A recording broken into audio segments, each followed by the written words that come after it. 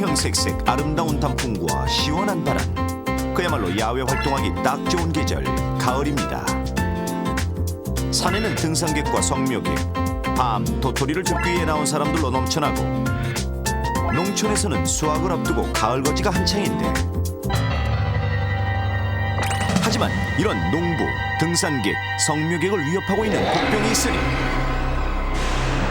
바로 가을철 발열성 질환.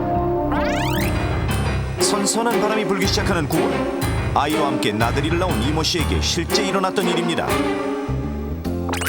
시원한 숲속 평지에 자리를 잡은 이모 씨 가족. 집에서 싸온 김밥과 샌드위치는 꿀맛이 따로 없습니다. 이런 사랑스러운 아이와 아내를 지켜보고 있는 이모 씨는 마냥 행복하기만 한데, 그로부터 일주일이 지난 후 이 씨의 몸에 갑작스런 이상 증세가 나타나기 시작했는데, 오한이 느껴지고 발열과 근육통에 참기 힘든 두통, 또한 눈에는 충혈 증상까지 나타났습니다. 몸살이 난 거라고 생각한 가족들은 이 씨의 몸이 나아지기를 기다렸는데, 하지만 상태는 더욱 악화되어 결국 쇼크로 실신하게 이르렀습니다. 그제서야 응급실에 실려간 이모 씨의 병명은 바로 이것에 감염되었던 것. 조금만 늦었어도 심각한 합병증의 위험까지 있었는데, 원인은 얼마 전 나들이에 있었습니다. 잠시 잔디에 누워 휴식을 취했던 이모 씨의 호흡기를 통해 3대 가을철 발열성 질환 중 하나인 이것에 감염된 것. 3대 가을철 발열성 질환이란 쯔찌가무시증, 렙토스피라증, 그리고 바로 이것을 말하는데, 그렇다면 이것은 무엇일까요? 정답은 하나, 나머지는 모두 지워주십시오. 파상풍,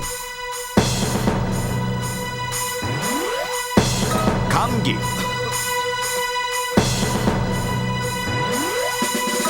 풍진, 유행성 결막염, 유행성 출혈열, 식중독. 선택, 지모야 산다. 나들이 갔던 이모 씨가 감염된 이것. 쯔찌가무시증, 렙토스피라증과 함께 3대 가을철 발열성 질환 중 하나인 이것은 무엇일까요? 정답은 바로 유행성 출혈열, 다른 말로 신증후군 출혈열입니다. 가을철 발열성 질환이란 주로 9월에서 11월에 발생하여 발열과 두통 등 전신 증상을 유발하고 심할 경우 사망에 이를 수 있는 쯔찌가무시증, 유행성 출혈열, 렙토스피라증, 이 3대 질환을 말합니다.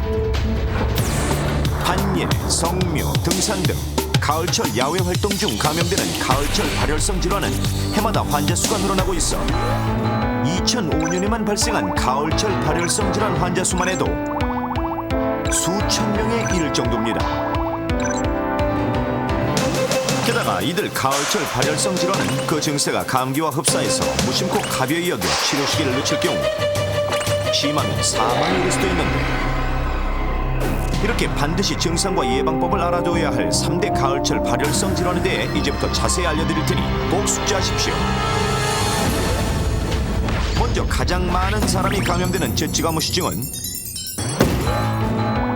매년 그 수가 몇천 명씩 급격히 증가하고 있어 가을철 발열성 질환 중 대표격이라 할 수 있습니다.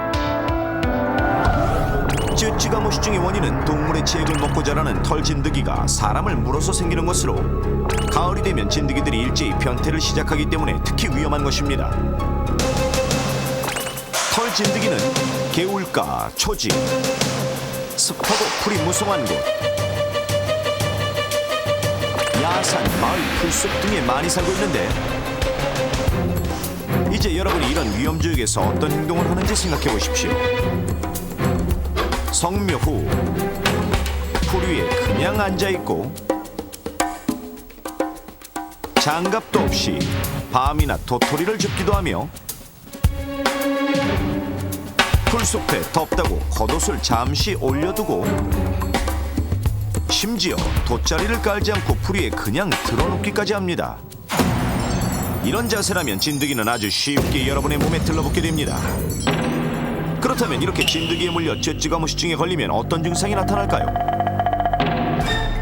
가장 확실히 알 수 있는 것은 바로 진드기에 물린 상처.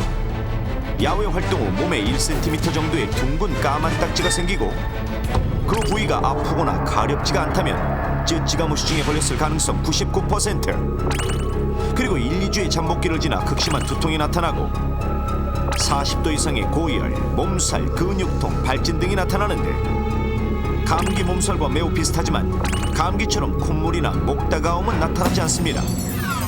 그렇다면 만약 감기와 착각해 치료 시기를 놓친다면 어떻게 될까요? 쯔쯔가무시병은 조기에 항생제 치료가 굉장히 중요합니다. 조기에 5일 이내 항생제 치료를 하지 않으면 폐렴, 심근염, 내막염 같은 중증 합병증이 발생될 수가 있습니다. 이 조기에 치료를 하지 못해서 합병증이 발생되면 순환장애, 호흡장애, 쇼크 등으로 사망할 수가 있습니다. 두 번째 가을철 발열성 질환, 유행성 출혈열. 유행성 출혈열의 원인은 쥐에서 나오는 바이러스 때문인데 쥐의 침이나 대소변을 통해 밖으로 나온 바이러스는 건조되어 먼지와 함께 돌아다니다 사람의 호흡기를 통해 침투해 질병을 일으키게 됩니다. 때문에 쥐가 많이 꼬일 만한 음식물 찌꺼기가 많은 장소에서 먼지가 많이 생기는 기후인 봄과 늦가을에 가장 많이 발생하는 것입니다. 유행성 출혈열 역시 풀 위에 눕는 행동이 가장 위험한데 먼지와 함께 이동하는 바이러스는 먼지의 무게로 인해 땅에 가까울수록 바이러스 농도가 짙어져 사람이 풀 위에 누울 경우 코와 땅의 거리는 매우 밀접해져 바이러스를 들이마실 가능성이 높아지는 것입니다. 유행성 출혈열의 증상을 알아보면 역시 두통, 발열과 오한, 근육통으로 시작해 신장 기능의 이상과 안구통, 결막 충혈이 나타나고 얼굴과 몸통에 출혈 반점이 나타날 수 있습니다.